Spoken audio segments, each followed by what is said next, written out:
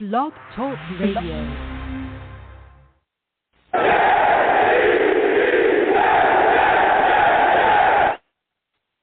What's going on, folks? It's your boy Long Beach Joe, and I'm back at it again. And boy, oh boy, do we have a lot to discuss. The New York Jets have made a trade. They've also gotten some news back about Zach Wilson as well. Salutes to everybody in the chat. Edward Stewart, good to see you in here. There's a lot to discuss. We got an upcoming game as well with the Cincinnati Bengals. We're going to talk about that, man. A lot to talk about. But listen, I'm the man of the people. I'm here for the people. Let me shamelessly promote my Facebook page. Everyone go on Facebook, search The Long Beach Joe Show. Like that page. My content's up there. Go ahead and give it a listen. Message me. I'll message you right back. I love going back and forth with folks about this football team. Also, leave me some feedback. I love hearing about what you folks think I do here on the Long Beach Joe Show. Your boy's on iTunes as well. Can you hit your boy up on iTunes? Can you please follow the show on iTunes? You know, I know a lot of people subscribe to me on iTunes. My podcast is up there. Please go there and follow me on iTunes, Long Beach Joe Show on iTunes. Also, leave me some feedback. I love hearing about what you folks think I'm doing over here, man. Salutes to everybody that does. Leave me 5 stars if you could. It's greatly appreciated. Also, live stream the show as well. For those of you listening to me on Blog Talk Radio, the show is live streamed on Long Beach Joe Jets. Long Beach Joe Jets, that is the YouTube channel that we live stream on, Long Beach Joe Jets. You will also see that my content's up there as well, other content that I post. Also, you know, we game over there, too. We have a lot of fun. But if you want to check out the live shows, you want to check out my videos talking about the Jets, all the things that we're doing over there, Long Beach Joe Jets, go over there, subscribe, hit that notification bell as well. So when I post content, you folks will be able to know. You'll get it. Also, give my videos a thumbs up, too. Leave a comment. You know what I'm saying? Let's go back and forth. I'm also on Twitter as well, YoungJ000. Also, you can follow the show's page as well at The Long Beach Joe. You know what I'm saying? Go ahead. Hit your boy up on all platforms. You know what I'm saying? Let's go back and forth. But with all that said, you know, let's get into it. We got so much to discuss about this team, so much going on. But before we get there, I know people are looking at me, and they're saying, Joe, for those of you watching the live stream, you're like, hey, you got on that pink shirt. I'm saying, yeah, I wear pink. You want to know why? Because it's all about fighting breast cancer. It's all about breast cancer awareness. It's all about doing what we can to fight against breast cancer. That's what I'm all about. This is Breast Cancer Awareness Month, and we're here to spread awareness.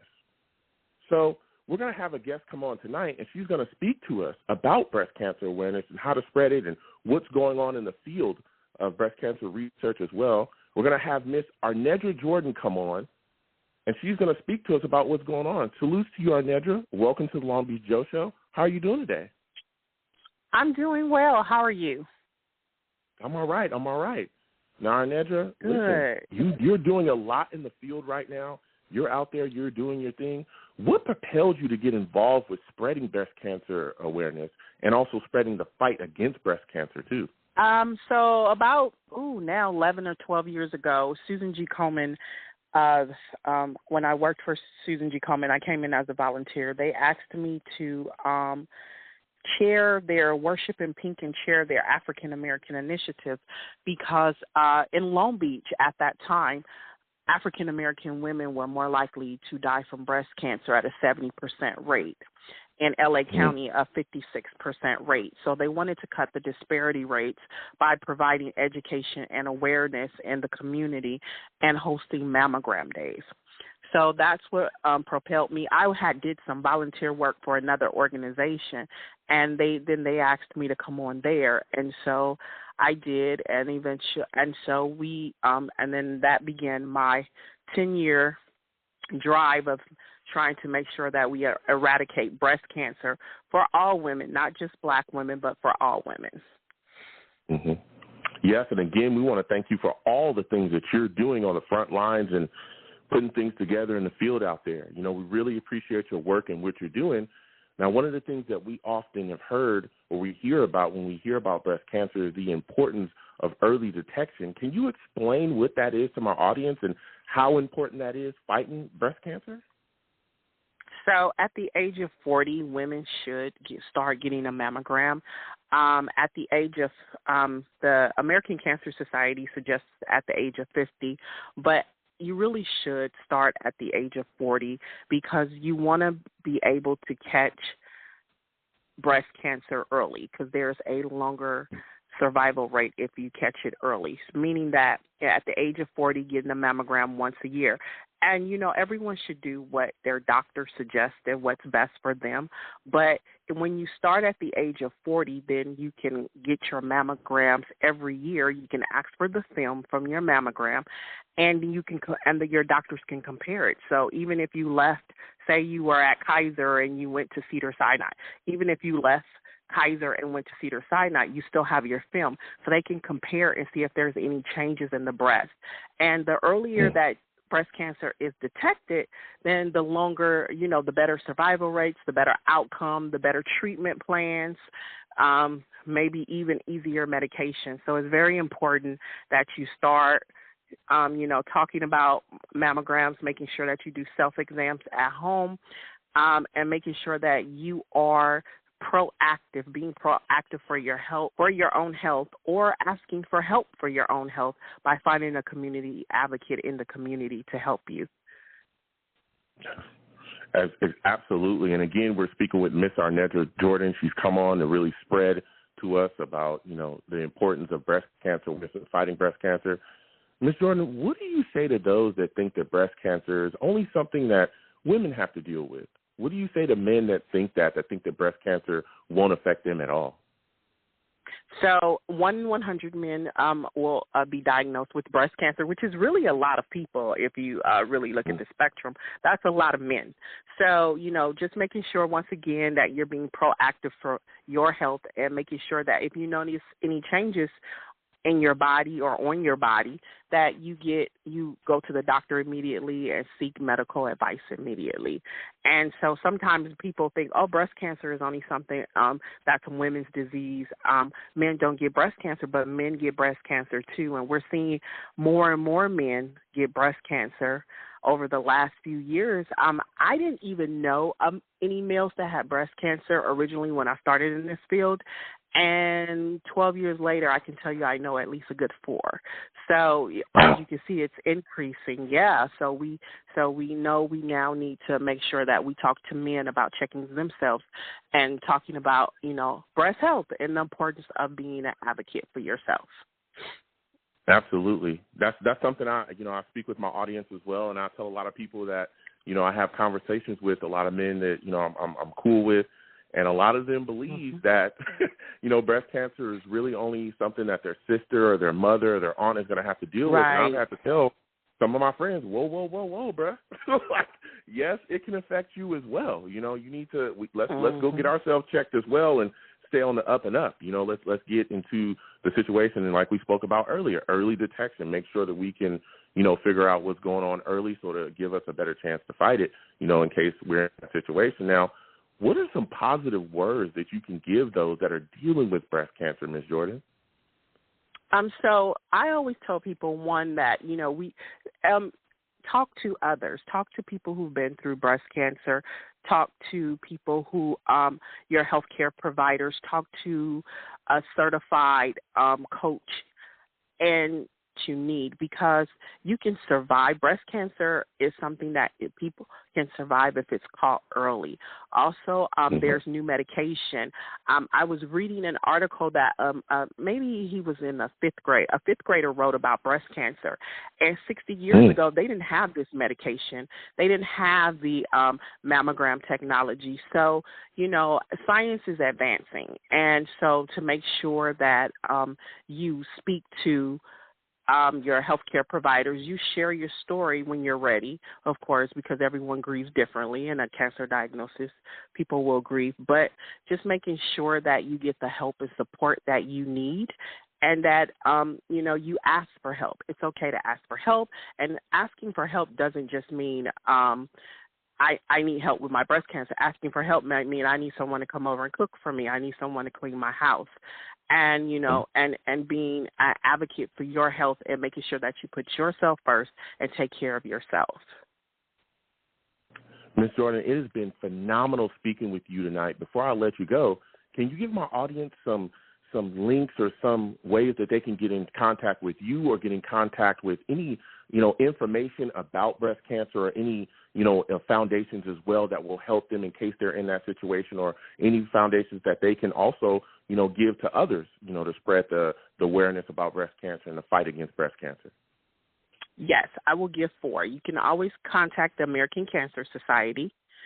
They have an excellent program where they will transport you to and from your treatments, and they also have an excellent program if you need to stay in a hotel for your treatments. You can reach me at Black Women for Wellness.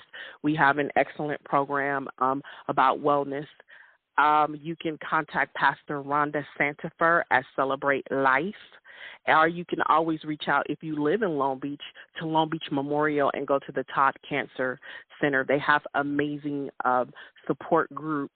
They have amazing events that they do. They even have mental health groups that they put you in so that you, and these groups get together and do fun things like kayaking and jumping out of planes. It's amazing what they do. So, that's something that it's something for everyone.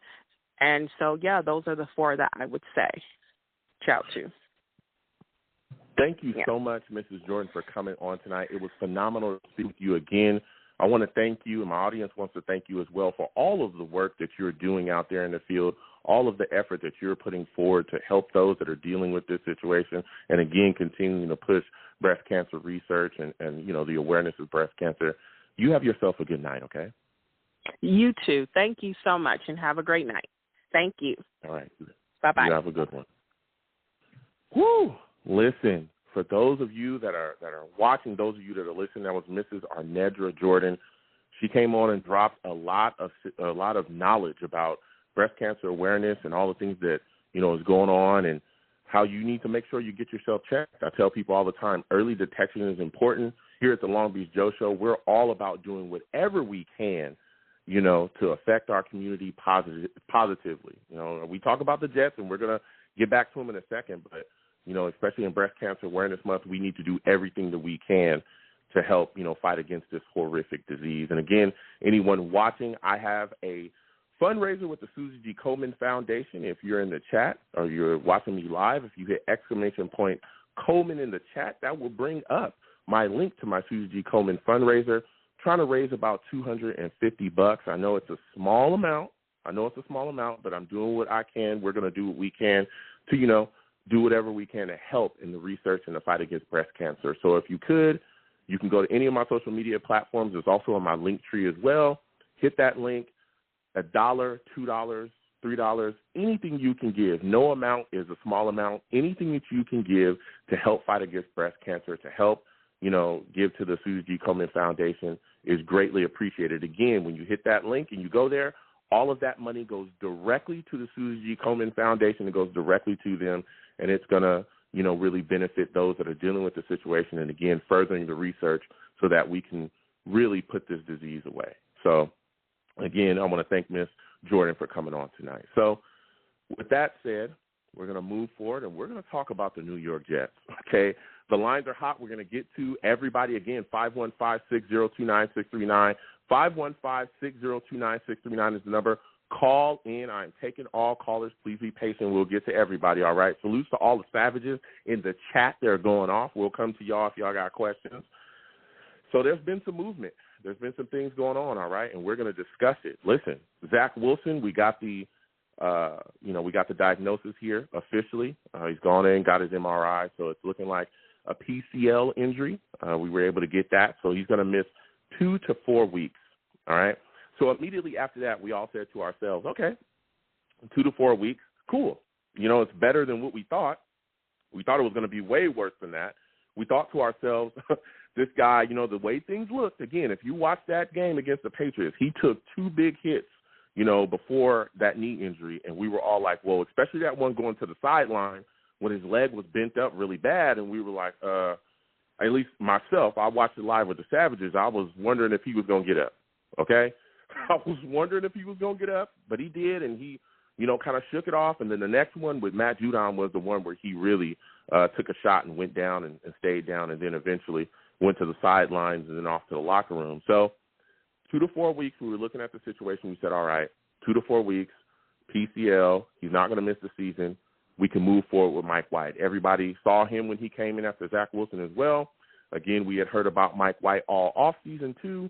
A lot of people wanted us to talk about, bringing in a veteran quarterback, myself included, spoke about that as well. But we were convinced by Joe Douglas and this staff, the whole front office, that they had nothing but confidence in Mike White. They knew that he was going to be the guy for this team. They knew that he, was going to be all about it. They could move forward with him. There was no issues. Well, right when we were all settled in with the idea of Mike White, boom, the New York Jets make a trade with the Philadelphia Eagles for Joe Flacco.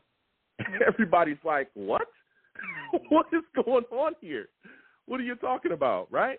So the New York Jets make a trade with the Philadelphia Eagles again for Joe Flacco. The Jets traded a 2022 conditional 6th-round pick to the Eagles. It can move up to a 5th-round pick depending on, based on the playing time for Joe Flacco. So if he meets certain thresholds for playing time, then we end up giving up a 5th-round pick. And everybody was like, what's going on here? Why would you make a move for Joe Flacco, a guy, that was here before, and then we ended up, letting him walk into free agency. There was a lot of talk about, him wanting to move on, but there was a lot of other veterans out there. Why would you now make this trade when you told us all offseason, when everybody was saying, listen, get a veteran, get somebody in here to help Zach, get somebody in here that can steady the ship, because him and Zach really have no experience, right? They have no regular season experience here. They're both young guys. We need some type of stabilizing force, and we were sold no. Mike White's the guy, we're going to move forward with him. So, again, a lot of these questions started to come up, and I started to ask them myself, why were you so comfortable, Joe Douglas, going into the season without a veteran on the roster, on the active roster? Why were you so comfortable doing that? Why? Why did you all of a sudden, once Zach Wilson went down, panic and then immediately trade for a veteran? What was the point of you having Josh Johnson on the practice squad? What was the point of a lot of these things? To me, it just seems like Joe Douglas made a mistake here, and then the second that Zach Wilson went down, he realized, oh, my goodness, I've made a mistake. I put this team in a situation where it's not the best of situations. Let me hurry up, make a knee-jerk trade. That's on Joe Douglas. That's on Joe Douglas. Another question I had to myself was, okay, well, why didn't you just sign a veteran quarterback in the offseason, even if it wasn't Flacco? Why not just go get another guy that was out there? Just so many questions. Joe Douglas made a mistake here. He truly did. He truly did make a mistake, and we're seeing it. We see him immediately go out there and snatch up a guy, go out there and immediately trade for Joe Flacco. It seems like a move of desperation. There was other Jets fans that were starting to ask as well, why would you panic and make a trade for Joe Flacco if Wilson is only going to be out 2 to 4 weeks? This seems like a really desperate move from you. Some Jets fans were thinking maybe this injury is going to have Wilson out longer than 2 to 4 weeks, and 2 to 4 weeks is just the optimistic kind of take there. So there's a side of that discussion as well. But let me tell you something. He should have made this move a long time ago. We all discussed bringing in a veteran quarterback the offseason, not just in case, Zach Wilson went down, but also, again, to help him along. A lot of people forget we're in a full-blown rebuild. If you look at what we were able to do with Sam Darnold, what happened? We brought in McCown, who helped Sam Darnold immensely. We saw McCown and him literally become, it seemed like best friends. When things were going on out on the field, whether Sam succeeded on a play or didn't succeed on a drive or whatever, he immediately came to the sidelines and McCown was in his ear. McCown was asking him, what did you see? What did you do? Oh, here's what you can do here. Here's how you can dial this up. Hey, next time you see this, okay, dial it up over there. Slide the protection this way. And it helped Sam immensely. He talked about it. And guess what? When Sam missed time, we had McCown come in, and he was able to kind of keep us afloat offensively so that we didn't slide off of a cliff. Well, now you're getting Joe Flacco in here. He's coming in here. He's not going to play this week. You made a trade for him. He's not going to play this week, right? We're going forward with Mike White. And now he's got to play catch-up and get in tune with the offenses and the nuance of what Mike LaFleur wants to do. Who knows when he'll actually see the field? But if we would have either signed him or another veteran quarterback and had them on the active roster, we wouldn't have this issue. We really wouldn't. We're also going to talk tonight about the Cincinnati Bengals game that's coming up. And let me tell you something. I'm going to get to the lines in 1 second. Salute to everybody calling. Again, 515-602-9639.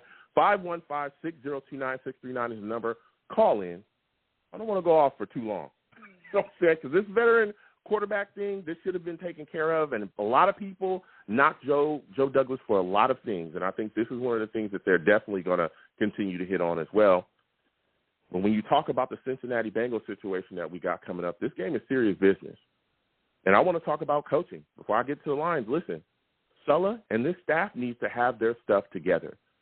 The deer in the headlight looks that we have from these young players is expected. We're in a rebuild. You're expected to be the stabilizing force. When things are not going well out there, they should be able to turn to you, and you should have answers. When you look around at other teams that have been in the rebuild, you look within our division. Look at the Dolphins with Flores. He had that team out there competing. He had that team out there fighting, even when they had traded off talent and looked like they didn't give a crap about how the season was going to go. They were out there scrapping and surviving. They smacked 1 year, and they were terrible. There was next to no talent on that team, but he had them out there flying around. He had them out there flying around. You look at what McDermott has been able to do with the Bills. They were rebuilding. He was there. Josh Allen was the big focus. They were able to put a system around him, make him successful. Now look how he's looking. That team has been built, but guess what? There was an identity. There was a stabilizing force there with McDermott. You look at the Patriots. They just smacked us. They're going through a situation. But Belichick and that staff has those players out there playing. Belichick and that staff has answers when things aren't going the best that they could go. They're able to be the stabilizing force. Sulla and this coaching staff needs to be the stabilizing force. We were sold a bill of goods with Sulla. We were told he was going to be a guy that was going to come in here, be rah-rah. We were getting a guy that was fired up, and we have yet to see that. The offensive coaching, horrific. Mike LaFleur is horrific. His offensive game plans, horrific. They're awful. Those game plans are awful. He's got to clean it up and get it together.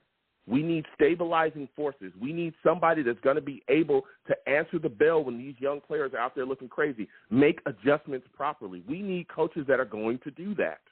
We can't have the players deers in the headlight and then you are a deer in the headlight as well. We can't have that. And if it continues, again, you continue to be a deer in the headlights, I'm telling you, you might not be here for long. And I'm not saying that we should fire him in year one. That is not what I'm saying.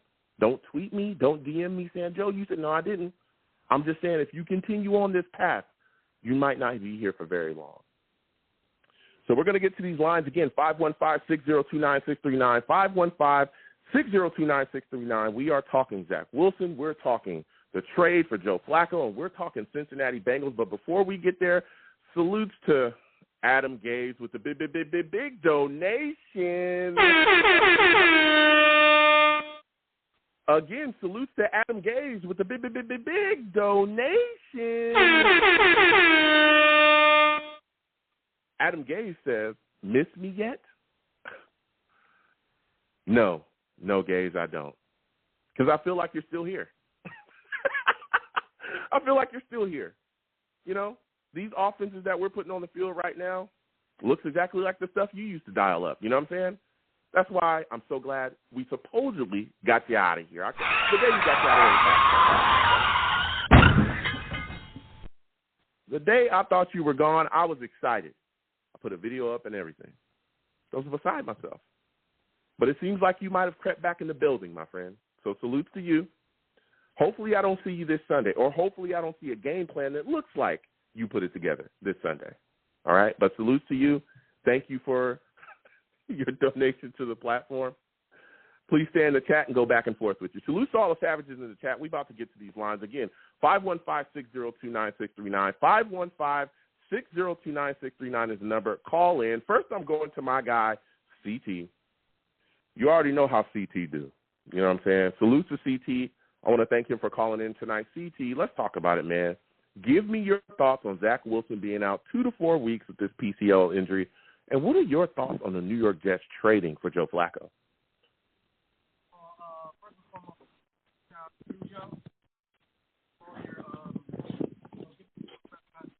You got to come a little closer to your phone, my friend. Yeah, I can barely hear you. You got to come up a little closer. Hello? Can we hear you? Can you hear me now? Yeah, we can hear you a little bit. Go ahead. So first of all, I want to give a shout out for just bringing awareness to breast cancer. Doing a great job. You're breaking up a little bit, CT. I'm going to put you back on hold, and you can come back on a little bit later. You got to fix your phone right there, my friend. We're going to keep getting to these lines. Again, salutes to CT. I want to thank him for calling in, but we got to fix your phone, and then we'll let you right back on. I'm going to go next to my guy, Jacob. Jacob, salutes to you. I want to thank you for calling in tonight, my friend. Jacob, listen, man, give me your thoughts. Zach Wilson out 2 to 4 weeks. How do you feel about that situation? What are your thoughts about the Jets trading for Joe Flacco as well? Hey, what's going on, Joe? Can you hear me? Yeah, I can hear you. Your phone's good. All right. Just wanted to make sure. Obviously the injury is very frustrating because it seemed like it was really just a couple cheap shots taken on Zach Wilson. Like, it really didn't look like those were clean hits at all. But, I mean, I wasn't, to be honest, expecting there to be flags thrown because you know how it goes against the Patriots. I'm not even just saying this as a Patriot hater. Like, it genuinely seems like they're having everything go their way every time we play them. And there's some type of bias or some type of money being thrown that way because, it genuinely seems like if that was any other team, that is a clear flag, especially on the one where Lawrence Guy took his, leg and just, wrapped it up and twisted it. That's definitely not a clean play. And so, very, very frustrating injury. And with the Joe Flacco trade, I guess it's better now than never because, to be honest, I really don't trust, Mike White or Josh Johnson or whoever to be the starter for a few weeks. But when we had Joe Flacco last year, he was pretty solid for the few weeks that he started in Sam Darnold's absence, especially his connection with Denzel Mims. I thought that was really one of the bright spots, just being able to throw the ball up and then not really caring about the stats too much. So if it gets intercepted, it gets picked off, but just giving Denzel a chance to come down with it one-on-one, and most of the time he did. And so I think he's definitely a good veteran to have around. He's obviously a Super Bowl champion. And so that's something that none of the players in our team have in our blood, anything related to the playoffs. Listen, Jacob, and I hear you. And again, I want to thank you for calling in. I hear exactly what you're saying, but I want to play devil's advocate a little bit because I had a lot of fans. I went back and forth with a lot of people, and they said, okay, look, we understand you go get Joe Flacco, but what do you say to those that look at the situation and say, hey, why did Joe Douglas wait so long to acquire a veteran quarterback? Shouldn't this have been done in the offseason going into the season to really give Joe Flacco time, if that was the guy they wanted to go after or whatever veteran they would assign, time to just be able to understand the offense, get the offense, and be able to, immediately suit up and go because Joe Flacco's not going to be playing. And also, wouldn't that have been a benefit to Zach Wilson? Absolutely, and that's why I said better now than never because obviously I'm realizing that it was not ideal to get him halfway through the season when he's not going to have much playing time or much time to mentor Zach Wilson at all. But I'm happy we made a move like this, though, as I said, because I really don't trust Mike White or Josh Johnson to lead the offense in Zach Wilson's absence, nor give, proper veteran, I guess, mentorship to Zach Wilson. But Joe Flacco, a guy with playoff experience, Super Bowl experience, I trust a lot more. But I'm definitely a little bit confused on why no quarterback move was made until basically the trade deadline. That's still, for as good of a GM as Joe Douglas is, that one, it's a little bit confusing to me, for sure. Yeah. So moving on to the Bengals, we got this game coming up. When you look at this situation, man, I'm thinking this coaching has got to step up, especially on the offensive side of the ball. Do you think that LaFleur will put a game plan together that will allow Mike White to come out early and really get going early and get the offense, heated up quickly? Do you think LaFleur will be able to do that in this upcoming game against the Bengals? I really just don't have that much confidence in him because if he can't get that going with Zach Wilson against just not very good teams, I just don't see him being able to do it with a backup against a good team, the Bengals, who's leading the AFC North right now, which is surprising to a lot of people, including myself. I thought for sure the Ravens would be ahead, the Browns would be ahead, but the Bengals have been phenomenal on offense. And so obviously the defensive part of the ball for us is going to be up to Robert Saleh and Jeff Ulbrich, but the Bengals don't have a too good defense, so I would hope he can take shots downfield, take chances. We really got to go in my opinion, with a similar approach to how the Lions did against the Rams, where you realize we're really not going to stop much on the defensive side of the ball. The chances are they're going to score 30-plus points. So every time we have an opportunity and it's 4th and 2, 4th and 3, 4th and 4, whatever it may be, don't punt the ball. Don't settle for 3 points when we're already down 14-0. Go for it. What's the worst that can happen is that they get the ball back again and score again, which is probably what would happen anyway. So I think he's got to come in with an aggressive mindset, and that's really going to give us our best chance to win. But it's going to be very tough. Although I am glad if there is a week for Zach Wilson to be out, that it's against the defense like the Bengals and not the Patriots defense, which is what happened last week. Yeah. So when you look at this situation, man, let me tell you something. This defense, I think, is definitely going to be challenged by this Bengals offense. How concerned are you about Jamar Chase, man, facing up against our secondary? I'm definitely pretty concerned about him, although I will say we really haven't had a number one wide receiver, go off on us this year at all. It seems like the corners have done a pretty good job, actually. I think last week, the touchdown to not Jacoby Myers, it was either Kendrick Bourne or Nelson Aguilar. I forget who threw it and who caught it. That was the first touchdown given up by one of our corners at all this year. And so it's not necessarily just Jamar Chase I'm worried about. I'm worried about the whole wide receiver group as a core. Because Higgins, obviously all there's those guys. 3 guys who can be number one receivers on a lot of teams. And they're a phenomenal trio, probably one of the top 5 best wide receiver trios in the NFL. And so it's not just Jamar Chase, because if we go to double Jamar Chase, then T. Higgins or Tyler Boyd is going to be left in a favorable matchup for them. And that's when we can really start digging ourselves into trouble. So it's that whole offense as a group that I'm pretty worried about. And then you got Joe Mixon on the ground, too, and we're worried about those wide receivers. It's going to be very, very tough. Boy, oh boy. Do you think that our front line will be able to get some pressure on Joe Burrow? You know, it's looking like Huff is going to be out for this game. Do you think that maybe John Franklin Myers, maybe Shaq Lawson, we see something from him in this game? Do you think that they'll be able to pressure Joe Burrow and get him off his spots and maybe get some sacks as well? I sure hope so, because obviously coming in to the season, everyone was questioning the Bengals offensive line, and everyone, including me, was saying, you know, they got Jamar Chase, who's a phenomenal receiver, but if he has no time to throw the ball, how is he going to get it to Jamar Chase? And so they've been actually playing pretty well, that offensive line. I've been pretty surprised with how well they've been, but hopefully we can take advantage of it, because it's really one of their only weak spots as a team. They're pretty solid as a team overall. I would say their biggest weak spots are probably offensive line and then maybe linebackers. And that's about it, because then in the secondary, they've got Jesse Bates, who's one of the best safeties in the NFL. And then they obviously got Trey Hendrickson on the D-line. We took Carl Lawson from them, but obviously he's not playing. So the offensive line is really one of the things where I think we need to at least attack somewhat and take advantage of. You always got to find the weak spots on the other team to be successful, and that's definitely one of them. Yeah, absolutely. So my final question before I let you go, Jacob, because you've been talking that talk, man, you really spit some facts. Give me your final score prediction for this upcoming game. Who do you think wins? Who do you think loses? How do you think this game ends up? I really don't see us coming away with a win on this one as much as I'd like to. I would probably say something like 31-17, 31-20, because I think their defense isn't very good, so I see us definitely putting up some points. But their offense is just so explosive that I don't see our defense, with all the young guys we have and all the rookies we have, I just don't see us being able to stop them as much as any of us would like to. Obviously, anything can happen, and if we win, it's a win, and I'd be more than happy. But as of now, I don't see us coming away with it.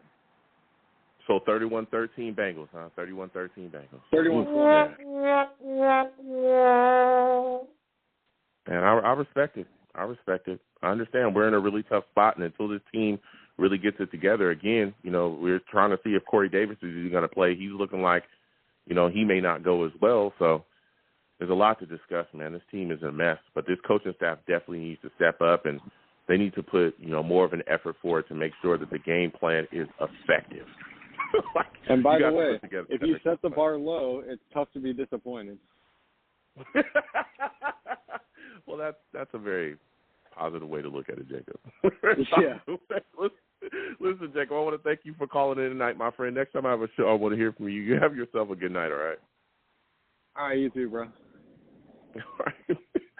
Jacob said, set the bar low, and you won't be disappointed. I respect it.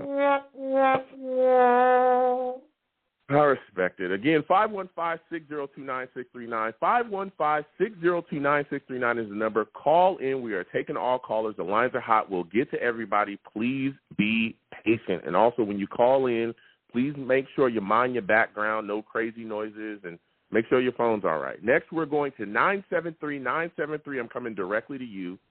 973, salutes to you. I want to thank you for calling in tonight. Give me your thoughts about the New York Jets trading for Joe Flacco. How do you feel about it? Hey, Joe. How you doing, man? I'm all right. How are you, my friend? Pretty good. Honestly, this Flacco trade is one of the weirdest things I've ever seen in my life. I don't think I've ever can think of any instance of a team trading back for a player they just let go. And not just that, the fact that when the player was here, he was under a different system. So now that you're bringing him back, none of his knowledge helps you. He has to start over like he was never here. It is the absolute total worst way that could ever happen. And part of what kind of fries my brain about it is I don't even really think they want Joe Flacco. I don't think Joe Douglas is really that excited about him. I think half of it is, hey, look, he's in Philly. He said he could be here Friday. That's the soonest anybody can get here. Okay, fine. And they just kind of did it. I really think that's what it was. If there was a quarterback who was willing to come here Wednesday or Thursday, they would have got that guy. But nobody, either teams wanted a lot more than a 6th-round draft pick, and Douglas would have had a lot of egg on his face if he had to trade something major for a backup. Or he figured, okay, I could trade, Flacco's cheap. He could be here Friday. Okay, that's close enough. Maybe he could start next week. So I think it's more that. It can't really be that much about Flacco, the man. I'm not putting Flacco down, but it's just, again, it's just showing this kind of hodgepodge, kind of reacting to things as they come along, plugging the holes after the leaf springs instead of being a little more proactive. And it's very frustrating as a fan to be, we've all been screaming up and down, please get somebody. And they only do it at the worst second. So I'm frustrated, Joe. Yeah, no, listen, and again, I want to thank you for calling in. I'm right there with you. I understand, a lot of people in this fan base saying, hey, why wasn't this done earlier? Especially, when you have Zach Wilson on board, and he could benefit from a veteran quarterback in his ear. He could benefit from, somebody being able to tell him, hey, this is what I know you're seeing out there. Here's what you can do against it. Just that experience, in the locker room that can help him as well. I just don't understand why this move wasn't made earlier. I don't understand why we just didn't sign a veteran in the offseason. And if again, we brought in Josh Johnson, but we immediately put him on the practice squad. We should have had somebody on the active roster ready to go, understanding the system, and not just depending on 2 guys that had little to no experience. That shouldn't have happened, man. It really shouldn't have happened. But moving forward, now we got the Bengals, right on our doorstep, man. What are your thoughts about us facing off against this team? How concerned are you that Zach Taylor, the Bengals, head coach, who, again, that's another team. Again, it's crazy we're playing them this, now, because this was a team that was kind of in our situation a couple of years ago, and Zach was able, him and his coaching staff, able to put things together, and look where they're at now. They were going through a rebuild situation, and now, again, they're at the top of the AFC North, and they're beating people, pretty handily. Are you concerned that we'll see Zach Taylor out-coach Sulla in this football game? Oh, wow, that's a good question. To be fair, Joe, And credit to the Bengals. It's not that they were a great, great team. They weren't. But when they started the rebuild, they were not as totally depleted as the Jets have been. The Jets were in a way worse spot. And I'm going to say like right after Bowles, somewhere between after Bowles and definitely when Gase left, this team, the Jets roster, was way worse than when the Bengals decided, okay, we need to go after Burrows. So they were kind of already a little bit better. You know, the defense didn't really get the noise or the credit that they deserve because, you know, they were losing so many games. And, of course, Burrows, I mean, he's been playing lights out. He has an arm like you wouldn't believe. The dude is tough. The team every game, and they can score points. So, honestly, yeah, to your point, I mean, within a couple of years, but it looked like we started on the same starting line, but they've already lapped the Jets in a couple ways. No. So, I think I'm more concerned about Burrows than the head coach. I'm not attacking Zach Taylor or anything, but I think it's really they're going to win or lose the game on Burrows. And he's got an arm, and he can put a ton of points. So if we can't get pressure on him, if you can't get turnovers, forget it. Because this Jets offense is probably not going to score, let's say we have a good day, 21 points. 21 points is Joe Burrow's had a bad day, right? So the defense got to step it up big time. So, I'm saying code red. I'm totally free. No, listen, and here's again, I think a lot of people forget. You know, you're saying they were better than us. There was a point where they beat us. I think it was last year. They were 0 and something. I think they were 0 and 8 or something when we had ran into them. They were 0 and 8 and destroyed us. Taylor completely cleaned the table with Adam Gase in that game, thoroughly outcoached us, and they were not a good football team. They weren't. They weren't better than us roster-wise at that time at all. If you go back, that was the year that we were the only team, I think, to ever get beat in NFL history by 2 0 and 8 or 0 whatever teams, and we had gotten spanked that year. I think it was by the Dolphins, and then it was by them that had won a game. And we were the only team in NFL history that had happened to, and that was under Gase. And Taylor, again, was a guy that we saw, a guy that had just came in, was trying to turn the franchise around, and now, again, like you said, look where they're at. And we're trying to still find our way, you know, bumping into things in the dark. We got to figure things out quickly, man. But something that you talked about as well, and my next question for you is when you talked a little bit about the defense and Burrow and, you know, getting pressure on them, I think I have other, you know, concerns about facing this offense as well. I'm worried about Jamar Chase because we've seen this kid really go off. You know, I think he had a 200-yard game last week. I think he has like 700-plus yards, you know, this season so far. How concerned are you about him facing up with Bryce Hall? You know, do you think that Hall's going to be able to cover him and kind of keep him under wraps a little bit? Maybe not shut him down, but just keep him under wraps. I mean, if he can do that, or even compete. Let's just say compete. I mean, this Chase guy, man, he's just blowing it up. And he's not the only guy. I mean, Van Jefferson on the Rams, he was a second-round pick, and he's getting almost 100 yards a game. The Cowboys just got the Giants in the same stadium. I mean, they just draft wide receivers high, and they produce results. And it seems like when the Jets draft a guy, you know, he's okay, or maybe he's decent and then doesn't go anywhere. Or if he's good, they don't play him. So that, to me, is very annoying. I think what the Jets should do right now, and maybe I'm just crazy, Joe, but you let me know what you think, is Deshaun Jackson wants out of L.A. And I'm not saying he's the greatest wide receiver of all time, but if he gets on the Jets, he would be an immediate number one target. He wants to play. He wants to move. That's why he wants – you got to be crazy to be leaving the Rams. You know, you're leaving the Rams. It's not that Here's my problem with what you're saying. I hear what you're saying. I understand where you're coming from. I don't mean to cut you off. I hear what you're saying. I understand where you're coming from, right? I get the desperation. We cannot effectively utilize the weapons that we have here. In the offseason, everybody said the strength of the offense was the wide receiver group. Am I lying? I don't think I am, right?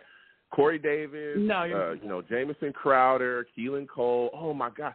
Elijah Moore, we got him in the second round. He's a Hall of Famer. He's the greatest wide receiver the New York Jets have ever drafted. And then you got Denzel Mims, who's going to have 1,000-plus yards. A breakout season is coming for Denzel Mims. Oh, Denzel Mims is going to run the league, Joe. Oh, don't worry about everything. And We have an offensive coordinator here that cannot utilize any of those weapons effectively. It seems like our offense is, Zach, get outside, run somewhere, and then chuck the football down the field to Corey Davis and pray for a pass interference or pray, for Corey Davis to come down with the football. That seems like it's it, right? Elijah Moore, next to nothing. Won't effectively utilize him at all. Mims seems like he's a sixth-string wide receiver. They got this guy on the bench for so long. He must have splinters in his butt. It's insane. Yeah. It's insane. So bringing Jackson in won't do that. He won't utilize him effectively at all. Until LaFleur starts to utilize people the way that they should be in the offense, I don't give a damn who you bring here. I don't care. I don't think it's going to work. I really, truly don't. So I hear you. That's a good point. I don't think it's going to happen. Yeah. So with that said, man, my final question before I let you go ahead and give me your final score prediction for the upcoming game, my friend.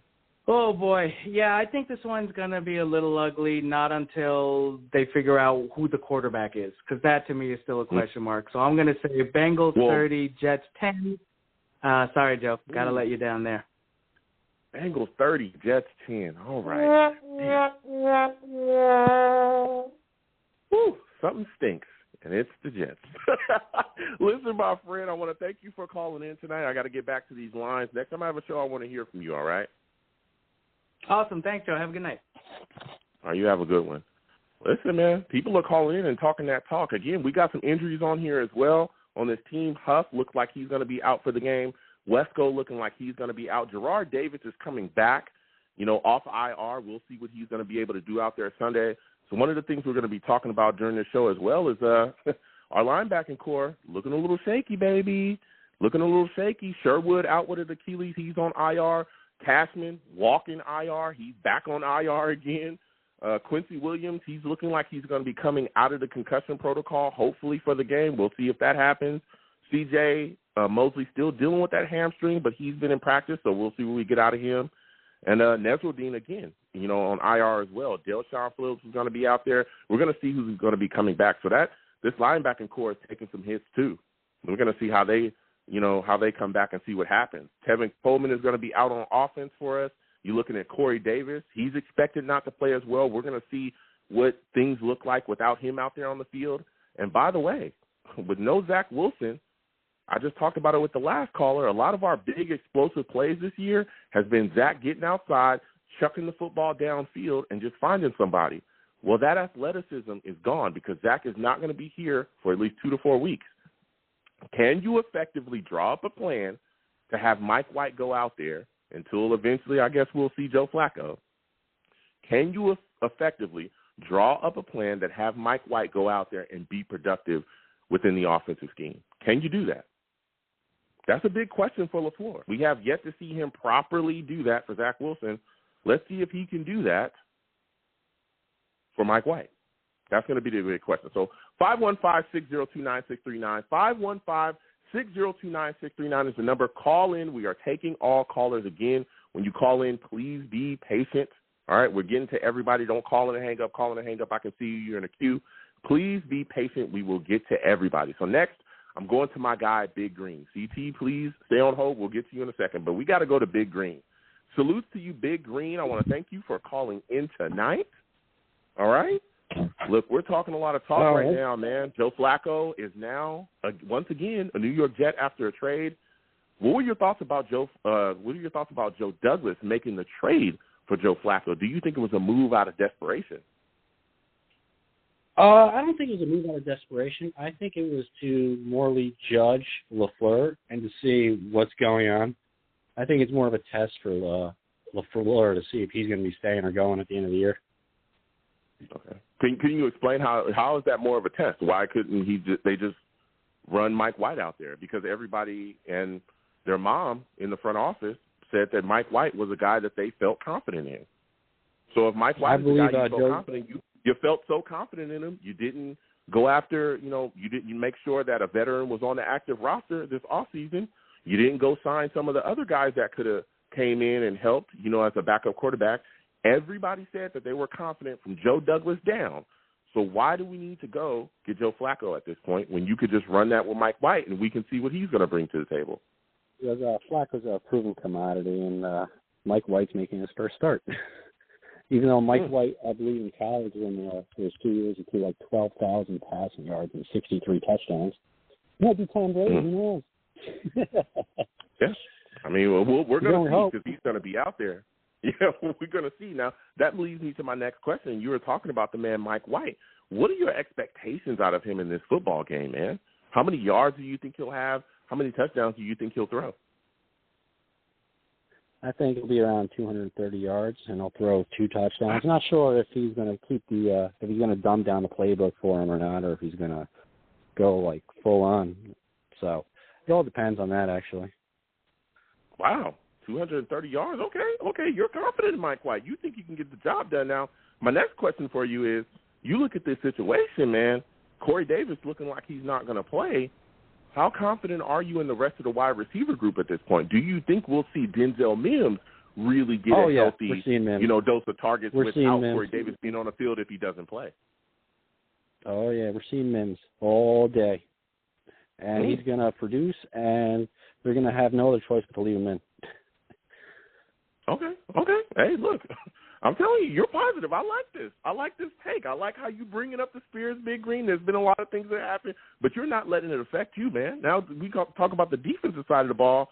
I got a lot of concerns, man. I'm concerned, this linebacking core dealing with a lot of stuff right now. There's a lot of guys nicked up. There's some injuries, guys that have gone to IR. How concerned are you about this linebacking core getting shredded with backs coming out the backfield, or even with, the Bengals tight end, CJ, who's pretty decent? How concerned are you with this linebacking core going into this game against the Bengals? What are we on, our 5th and 6th linebackers? But all I know is, can we stop screen, please? Or a pass back and flat. Please. Yeah. That's what I need to see. I need to see some defensive adjustments. I need to see Sulla and this coaching staff adjust to what's going on out there, like you just said as well. Can we please stop the screens? Can we please make adjustments? You saw it against the Titans. You saw it against the Falcons. You had a full bye. Then you come back and we see it all day long against the New England Patriots. You've got to step up and get it together. We've got to make some defensive changes. So, Big Green, listen, man, my final question before I let you go is, give me your final score prediction for this game, New York Jets against the Bengals. How do you think it ends up, man? Who do you think wins? Who do you think loses? 30-17, Bengals win. Say it again? 30-17, Bengals win. 30-17, Bengals. Man, okay. I almost for a second thought you were going to go the other way, Big Green. I did. You were very positive. You had a lot of fire, but you had to keep it real, huh? When it was time to reel in the reality, you brought it right home. I respect that, Big Green. I respect that. Listen, my friend, I want to thank you for calling in tonight. You have yourself a good one, all right? You too. Bye-bye. All right. Listen, Big Green calling in, man. Big Green calls in. He knows his Jets. But he had to keep it real at the end, man. He had to say what he had to say, and he had to, let it be known. Listen, I'm confident. He said 230 yards from Mike White. Ooh, that's we'll see what happens, man. We'll see what happens. Let me tell you something. If this Jets offensive line does not properly protect Mike White, because, again, if we watch all of our explosive plays this year, it's been Zach Wilson running away from pressure, Zach Wilson getting outside, especially when you got a guard like Greg Van Roten. Goodness gracious, Greg Van Roten is terrible, man.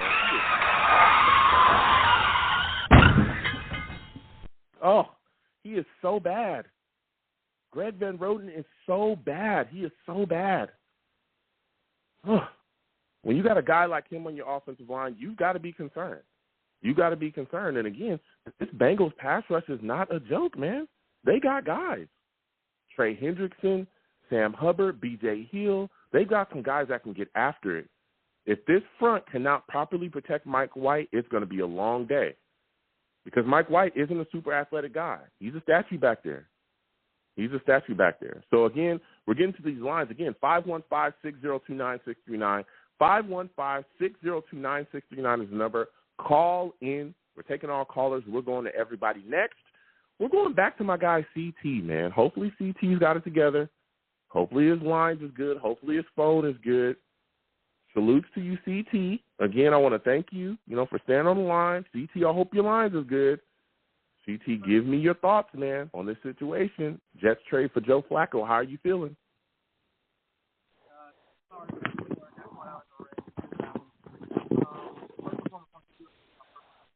CT, we can barely hear you, man. Come on. We can barely hear you, man. You gotta. I don't know if you're on a headset or what's going on, but come on, CT. You gotta fix your audio, man. We want to hear you, bruh. No, we can't hear you. I'm sorry, CT. Well, then now we lost you, CT. You got to come back. Listen, we're going to keep getting to these lines again. 515-602-9639. 515-602-9639 is the number. Call in. We are getting to everyone. Again, we are talking Jets. We're talking Cincinnati. We're talking all these things that we got coming up. Next, I'm going to my guy, Steve, man. Steve, salutes. I want to thank you for calling in tonight. Steve, you already know, man. We discuss these Jets week in and week out. How are you feeling about the New York Jets trading for Joe Flacco, man? What are your thoughts about this situation? Hey, Joe. Well, first off, it's always great to be on your show. Listen, this is something that I just really wish that could have happened even before training camp began. It was like, why couldn't you just re-sign Joe Flacco back onto this team instead of letting him go to Philly or maybe go after another veteran quarterback? Because the thing about this season was you needed a veteran quarterback to mentor Zach Wilson. And now we're going to have Mike White, who's going to make his NFL debut on Sunday against the Bengals.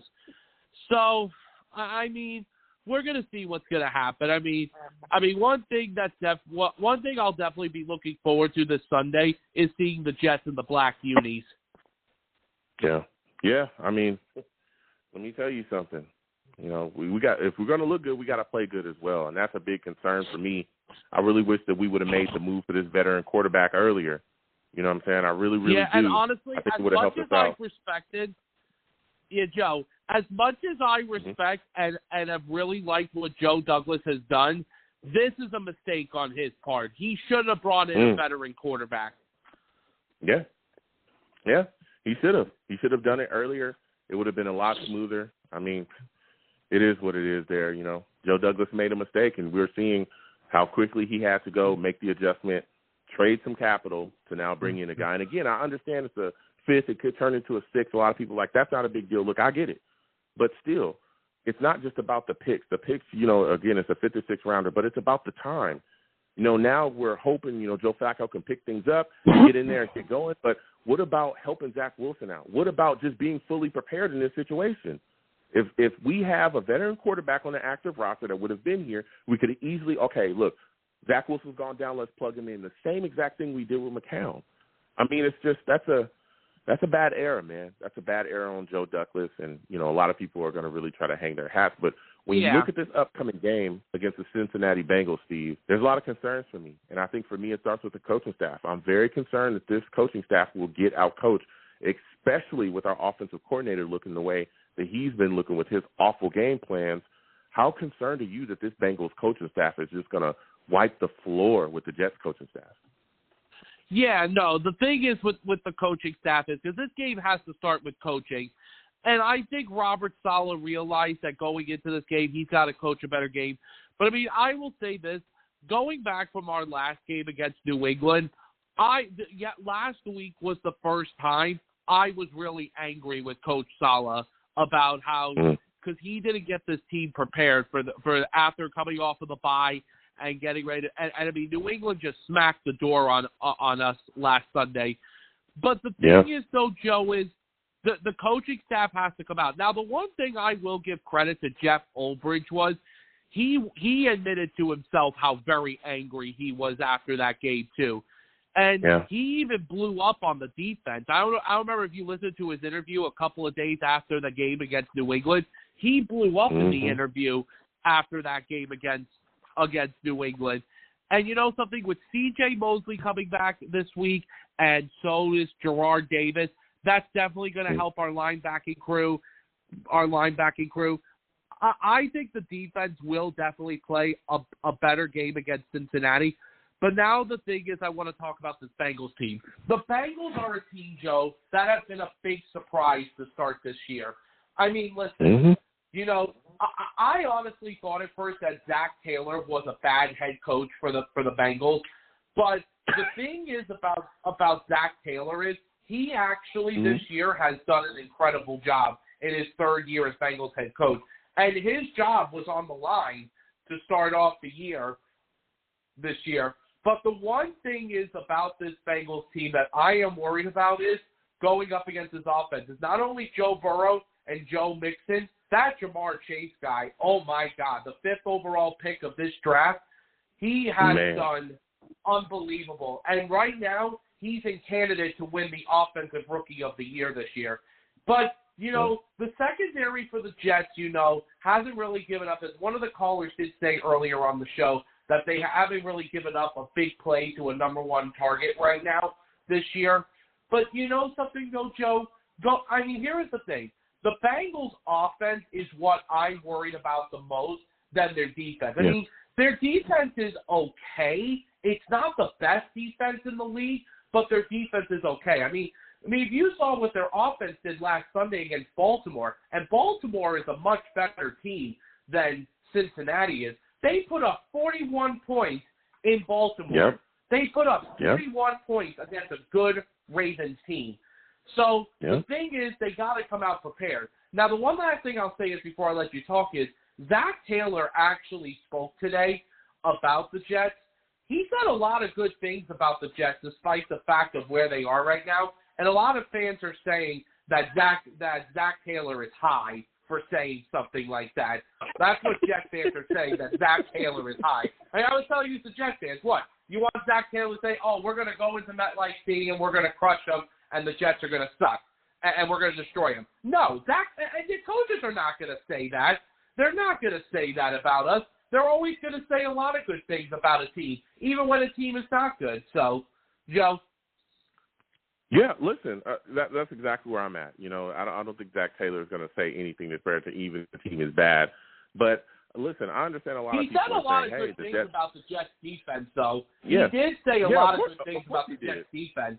Of course he did, because the defense has been the better unit all year. And, you talk your opponent up. No coach, unless they just completely dislike you and your team, no coach is really going to talk down about their opponent. We've even heard Belichick say things, that compliment the Jets often. And we know that Bill Belichick does not like the New York Jets. We know he can't stand us. And every time that he can absolutely kick us when we're down, he does. So that doesn't mean too much for me. But when you look at the defensive side of the ball, like you said as well, and I've heard others say that too, well, the Jets haven't really given up, anything to a number one wide or a number one target. But at the same time, you can say that a lot of the teams that we've played, we've caught them in situations where their number ones were down. We played the Titans. They were missing their number one, and I think their number two. We played the Falcons. They were missing their number one and their number two guys, and they didn't make the trip up there to London, and we still got smacked by them. So, I think this is going to be a big challenge, especially, again, when you talk – we did get smacked by the Falcons. They beat us pretty thoroughly. But when you look at the situation here, when you look at what we got – yeah, but that game wasn't that close, though, Steve. And, again, I watched it live here with everybody else. They beat us with the same exact thing over and over again. Pitts was constantly getting the football. You saw Cordell Patterson come out the backfield, get the football. He was moving around all over the place. And that brings me to my next question for you, is the lack of defensive adjustments. We've seen that all this year. How concerned are you that the Bengals will come out and beat us with a lot of the same things, screens, backs coming out the backfield, and really taking advantage of, what we've seen other teams do against us as well? Yeah, no, that is definitely going to be the biggest concern going into this game, because last week our defense couldn't do anything with the screenplay. But, hopefully now with C.J. Mosley and Jared Davis making his debut on Sunday, that will hopefully be a big factor for us. But the other thing is, Joe, about going into this game is this is the things that are the keys to the Jets to win. Now, I want to get a chance to talk about Mike White. Now, for Mike White to make his NFL debut, listen, there were times where I felt that in the game last week against New England where he did some good things. He definitely did a lot of good things in that game. Yes, he did throw 2 interceptions, but he actually didn't play as bad. You know, he did throw for 202 yards against New England last week, which is really good for a guy who hasn't had NFL experience and to do it on the road. But the thing is about this game is, as we're facing Cincy this Sunday, the key thing to this game is Mike White has to play a good game. He's got to play clean, cut down on the turnovers. You know, the offensive line has to block. You know, and speaking of the offensive line, why in the hell is Greg Van Roten still on this team? Why is he still on this team? I wish that he could get cut. Why not give Dan Feeney a chance to play at that position?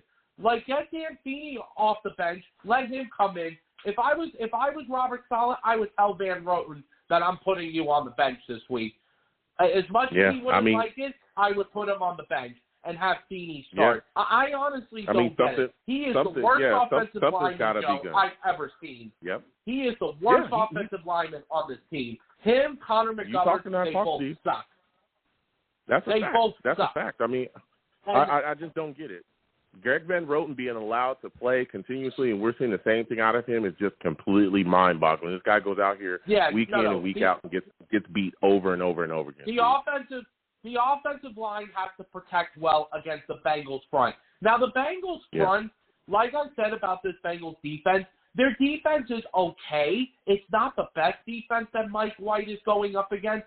But the thing is about this Sunday is, though, coming up is, that's the one key thing. The offensive line has to protect, and then onto the defensive side of the ball, you got to have Joe Burrow make mistakes, because if you give Joe Burrow time, and if he finds Jamar Chase a lot, we're done. Yeah. So my final question before I let you go, Steve, give me your final score prediction, man. Who do you think wins? Who do you think loses? You know, listen, Joe, I said this to you week in, week out. I want to win, just like you. I know you want to win, and I know, Joe, you always want to see the Jets win every week, and I love your passion of this team, Joe. I think you have a lot of passion for this team. It's just that, Joe, unfortunately, in this situation right now, with where we're at right now, I unfortunately do see us taking another L. I don't think we're going to get as killed as we did last week, because if we get killed again this Sunday against Cincinnati, and even at home, I mean, the Jets this year, this is only their third home game of the season, this Sunday coming up. You know something, Joe? I think we'll definitely score points, but I think we'll keep it as a close game, but I have to give Cincinnati an edge. I'm going to have to go 28-24 Bengals. 28-24 Bengals. Well, Steve, listen, you took the Bengals. I respect that. Listen, Steve, I want to thank you for calling in, my friend. You have yourself a good one, all right? You too, Joe. Good night. All right. Listen, Steve called in, and he gave us his takes, man. He even took the Bengals, even after being, very positive about the Jets. Listen, 515-602-9639, 515-602-9639. Please call in. Also, those of you that are watching, because I do live stream, Long Beach Joe Jets is on YouTube, please give the stream a thumbs up. Also, share the stream as well with your friends and your family. If you'd like to donate, the Super Chat is there. Please give to the Super Chat if you can. Also, if you don't want to hit the Super Chat, because I get a lot of people that say, hey, Joe, we just want to push to your Cash App. That's what we want to do. My Cash App is right below me. You can hit me up in the Cash App. Anything that you give to the platform is greatly appreciated, all right? And, again, please give the stream a like. And if you have not subscribed and you're new, please subscribe to the stream and also hit that notification bell so when our post content, you folks will be in the know, all right? So we're going to keep getting to these lines. Again, 515-602-9639, 515-602-9639 is the number. Call in. We're talking Joe Flacco. We're talking Zach Wilson. We're talking the upcoming game against the Cincinnati Bengals. We're talking if the team, especially the defense, is going to be able to figure out how to stop a screen. Can we do that? You know what I'm saying? We're going to be talking about that. So next, we're going to my guy, Shaq. Shaq is on the line. Salute to you, Shaq. I want to thank you for calling in tonight.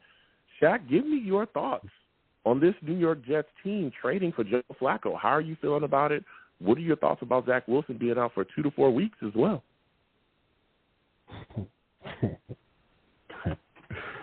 Well, the trade, do I sound good? You sound. I can hear you. Okay, all right. All right, before I start, because Steve had a, he had a good time Shout out to Steve. Yeah. But hey, this trade was a little bit of a joke because he was in our building. Everybody knows that Joe Flacco doesn't want to be a mentor. I don't even think he want to be here. So he was kind of the wrong guy to even trade for. But I get where they're going with it. So, you know, he's been in this type of system before. So I see what they want to do, but this could have been handled in the offseason. You could have traded for Nick Foles or something. You know, you could have traded for him. You could have traded for a whole bunch of could have got a whole bunch of other options. And then the Zach Wilson, man, where's the fire, man? Why do they let Bill Belichick bully us all the time? Like, if I was a coach, I probably would have got ejected from the game. I would have lost it. I would have been losing it. Like, you don't see, I would have flipped out on the refs. I would have flipped out on the players. I would have just lost my mind everywhere. You know how I get, Joe. When I get frustrated with this team is just they tick me off to no end. So I'm just taking it out on everybody. Like, come on. So now Zach hurt due to, you know, reckless play. It's going to be a long day Sunday. I know it's a process. We still trying to, you know, we didn't expect perfection. Yeah. But it's frustrating, man. It's frustrating. Yeah. Man. 10 years of just pure garbage. Trashness is you know, it wears on you. You know? It does. Especially when the direction is, you know, so spotty. We've seen in the past that there's just Mike McCagnon, there was a complete lack of direction. I don't think that guy knew what the heck he was doing at all. He didn't even know what planet he was on. And a big thing was the coaching. You know, we went from Todd Bowles, who we all were like, yo, this is not the right guy to lead the rebuild. He doesn't get it. You know, we moved on from him and brought in Adam Gase, who was like, whoa. Adam Gase was just another guy we had to quickly eject. And now we're sitting here with this current coaching staff, and we understand, you know, these guys are first-time coaches, but they seem to be a deer in headlights often, especially when you look at the situation with, you know, our offensive coordinator. And that's where I want to go next, because we got the Bengals coming up. Do you think that Sulla will be able to utilize this wide receiver core without Corey Davis, because it's looking like he's not going to play? Do you think we'll see Elijah Moore get more targets? Do you think we'll see Denzel Mims being utilized more within his game plan, you know, with the absence of Corey Davis in this upcoming game? Joe, I don't know anything about this offense. This offense is it's all over the place. How is it all over the place, but it's basic? Like, it's awful. Like, how do you throw a bubble screen to Jamison Crowder with Elijah Moore blocking when you got Denzel Mims and Corey Davis on the roster? Like, I am just flabbergasted. Why is Greg Van Roten? Why does he exist on the team? He tackled the running back before the D tackle did. Like, I don't understand what we're doing on offense. I get you're a first year guy. I get it. But this is Pop Warner stuff that you're messing up here. That you're coaching right now. The stuff you're doing right now. Obviously what you're doing is not working. We're at the bottom. And you need to change some things up. And I get Cameron Clark getting hurt. That hurt us. Because I really truly believe if he was healthy, he would be playing right now. Because he's better than Greg Van Roten. We all should have seen this coming. Even if he was, again, there were better upgrades this offseason that we could have went after and got. Yeah. You know, because Greg Van Roten and Alex Lewis, who eventually, you know, we eventually moved on from Alex Lewis, but Greg Van Roten hadn't showed you that he was a quality guard. Greg Van Roten hadn't showed you that he would even be a quality backup. He's been bad since we got him. He's been missing blocks since we got him. Since we got this guy, he's been awful. So it was time for, especially when you talk about bringing in a young quarterback, do you want him running for his life all day? No. And Greg Van Roten he can't even run. What you call can't run? The quarterback can't even run. Wilson. But you talking about Zach Wilson? Mike White's sorry. not be able to run, but he had Zach Wilson running for his life all day. A lot of the pressures that we saw came from Van Roten either getting bull rushed and bowled over, or completely whiffing and missing a block, or not knowing what his assignment was. And it's just the same old, same old. And that leads me to my next question for you, because we started to talk about it. Listen, what are your expectations for Mike White? Because in this offense, up until this point, we've seen a lot of the explosive plays come from Zach Wilson getting outside, chucking the football downfield. Mike White is not that athletic guy. He's not. He's an in-the-pocket kind of statue guy. He's going to make a check downs and move. What are your expectations of him in this game, and do you think the offensive line will be able to properly protect him? Man. Cincinnati sacked Lamar 5 times. I don't know if that's due to Lamar holding the ball or, Cincinnati. It's Trey Hendrickson is what it is. Trey Hendrickson. I'm trying so hard to find a positive in that. Nobody else knows, but I do. They got a pass rush. I'm telling all Jets fans, it's not a mystery how Cincinnati has gotten to where they got in the league. This defense is serious. They have pass rushers that can get after it. I know we want to downplay people. I get it. I love the Jets just like everybody else. This Cincinnati Bengals team is serious, like serious. They have a defense, and they also have an offense that is matched up as well. And again, a couple of years ago, they were worse than us. They were worse. They were 0-8, and they beat us like we were clowns, and they were not talented. Yeah. Now they've been able, behind Zach Taylor and that other, the rest of the coaching staff, they flipped it around, and now they're the bullies on the block, and they're bringing it to us. And what did I say, Joe? Go ahead, Zach. Go ahead, Zach. And what did I say? How long did it take for them to rebuild? It took them what? Not very long. 2 years? About two years. 2 years, almost 3 years. Like, come on. They did an aggressive move. This draft, they did an aggressive move. Instead of getting a lineman, they got a receiver. And I was knocking on the door for Jamar Chase. I was knocking on the door for him. I'm like, man, Jamar Chase and CeeDee Lamb. I'm like, I get we need the lineman. I get that. And I know we need the quarterback. But these guys are game changers, man. They game changers. Well, it wasn't. But here's the thing, though, Shaq. The offensive line improving didn't come out of like thin air. It didn't come down from the clouds. It happened with coaching. That's been the big difference. That's part of the reason why we've been in this rebuild for so long. Not just bad management, bad general managers. We've also had bad coaches. Yeah. Todd Bowles fired. Couldn't wait to get rid of him. Adam Gase fired. Couldn't wait to get rid of him. That's why we've been bad. With mismanagement, with general managers as well. That's why we've been bad. If you don't have somebody that can properly utilize your young players' talents in different spots, guess what? You'll never get what you're supposed to get out of them. You'll never figure out how good they are or how good they aren't. You'll never figure it out because you won't have somebody that can get all the talent out of them and help them ascend. You'll be in no man's land. Right now, I just hope that we pull a Niner season because we had the same staff as they did. Like I told you before, they picked before us, and then the next year they're in the Super Bowl. Honestly, I'm just hoping that's how it works out. I'm hoping and praying that's how it works out. Right now, everybody's just trying to get used to everything, trying to get everything together and, and get us on the right path. Because, I don't care. Honestly, Joe, I don't care to lose. I don't care to lose. I don't care to make the Super Bowl. Show us some promise. You get what I'm saying? Show us a future. Show us something. Show us okay, we're in the playoffs, but we got first rounded. Show us some type of improvement like that. You get what I'm saying? Or have us lose in close games. Let us be competitive.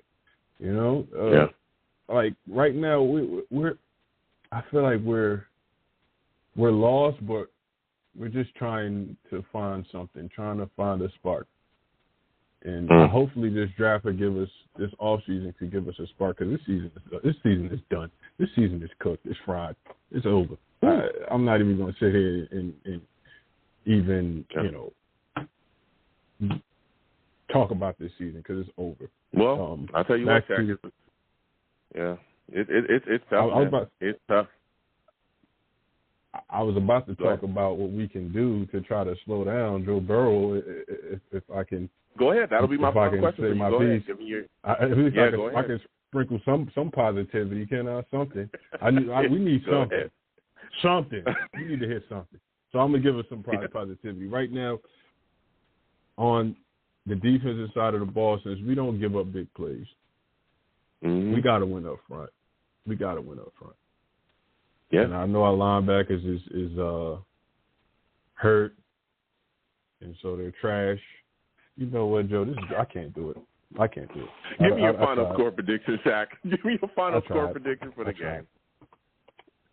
Man, I got us losing 24-3. 24-3. I tried, Joe. Well, listen, Shaq, man. I tried. Yeah, I know. You gave it your best. And that's all I ask when you call in is that you give me your best. Give me your best shot. Let me hear your take. That's all I ask, Shaq, and I respect you for doing that. Listen, Shaq, we got to take advantage of the O-line, man. But go ahead. I'll see you next time, man. You have yourself a good night, man. Listen, Shaq calling in. I respect it. I understand how Jets fans are feeling. Again, 515-602-9639. 515-602-9639 is the number. Call in. We're taking all callers. Again, when you call in, please be patient. We will get to everybody, all right? We'll get to everybody. Also, for those of you that are watching, please give the stream a thumbs up, all right? Please give the stream a like. Please share it with your friends and your family as well.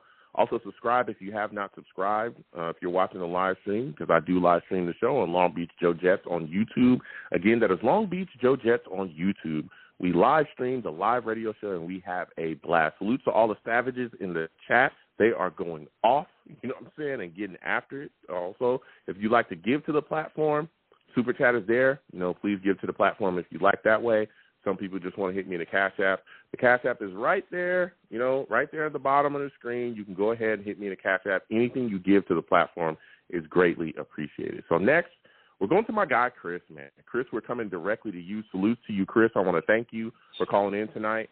Chris, man, give me your thoughts about the New York Jets trading for Joe Flacco. How are you feeling about this move, man? What are your thoughts on it? Hey, Joe, can you hear me? Yes, I can, Chris. All right. I'm feeling quite confident, actually. I do. I really do, because we have a veteran QB, and on top of that, we have Mike White, who's starting, if I'm not mistaken. Yeah. Mike White is going to be a starter. Great. I'm feeling confident.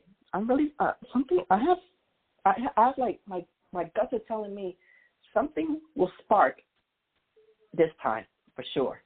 Okay. So I know you're feeling confident. The offense is going into this game against the Bengals. They've got some pass rush. Do you think that the Jets' offensive line will be able to deal with the Bengals' pass rush and keep Mike White, properly protected? I do, and I'm going to tell you why. Because, sure, the offensive line needs work. But if they can somehow bring that chemistry together and trust each other, because I've noticed that they're all young players. Some of them are coming out of college. They're still getting used to knowing each other. Chemistry is the most important thing in a team. So if they can get that chemistry going, I guarantee you, Joe, I promise you, that offense will be a dynamite. I promise you that. Okay. No, listen, Chris, I hear you. I'm right there with you. This offensive line has struggled with communication. Elijah Veer's playing well, though. I'll tell you that. But go ahead, Chris. I also want to talk about Mike White, because I've seen a lot of criticism about him, and I have to ask to anyone who's watching or any upcoming callers, what is it about backup quarterbacks that you guys hate so much? Because they criticize them. They say no, they're no good. They have no experience. Listen, I'm going to tell you guys a little story. Tom Brady was a backup quarterback when Drew Bledsoe was starting for New England. Drew Bledsoe went down. Tom Brady went in. Guess what happened? He went off like a rocket up to now. So that gift to all those who criticize Mike White. I'm not saying all the Jets and not all the Savages, but those who are, give the man a chance. You don't know if he could be the potential gold medal, the gold treasure that we've been looking for. Give him a chance. I mean, okay, it's I have confidence in him. Who knows? Yeah. No, listen, Chris, I hear you, and you're bringing it right now. I understand you're confident in Mike White. I think he, maybe could do some things in this game. We'll see. I don't know a lot of people that's bashing him. I think a lot of people were just surprised about the trade for Joe Flacco. But, we're going to see Mike White out there, and we're going to see what he has to bring to the table. Now, my next question for you is, and my final question for you is, when you look at the defense, there's been some weaknesses here, right? Our linebacking core is taking a little bit of hits. Hopefully, CJ is going to be able to play in this game. Gerard Davis is going to come back. We've got some guys that have gone to IR. How concerned are you about the Bengals attacking our linebacking core at this point? We've seen screens be ran and guys not be able to identify things. The Bengals also have a solid tight end. They got some backs, Joe Mixon, to come out the backfield along with Samaje Perine too. How concerned are you about this Jets linebacker squad getting attacked in this game? Joe, I'm not worried at all. I think they're going to be just fine. I think they're going to give I think they're going to give Bengals QB Andy Dalton the run of his money because it's Joe Burrow is the Bengals quarterback. Oh, I'm sorry. I thought it was Andy Dalton. That's the only guy I can remember. No. Listen, I hear you. Go ahead. Keep your positivity flowing. So, I think they're gonna give him the run for his money. What's their QB's name again? The quarterback. Joe name? Burrow. Joe Burrow. Okay, thanks. Yeah, I think they're gonna give him a run for his money. They're gonna get him some sacks. Now, here's the most important thing, Joe, and I don't think anyone has mentioned this. The key to winning this game, they must avoid penalties. They must avoid the penalties. That is the key to winning the game. And I promise you, if they can stop getting penalties and draw penalties, Joe, I guarantee you'll be a happy man by the time this game is over. All right, Chris. Listen, my final question before I let you go, man. Give me your final score prediction. Final score? Who do you think wins? Give me your final score prediction, bro. Go ahead. We're going to win 24-20 in overtime. What, Jets? All right.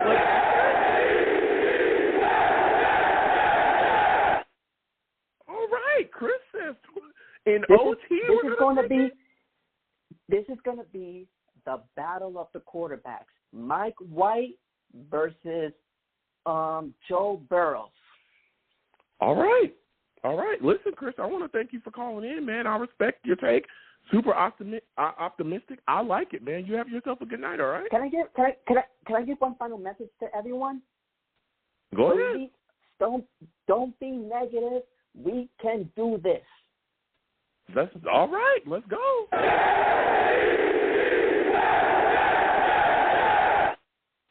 Listen, Chris called in, and came in with a positive fire, He knows, Joe Burrow's the quarterback. He thinks we can get after him. You know what I'm saying?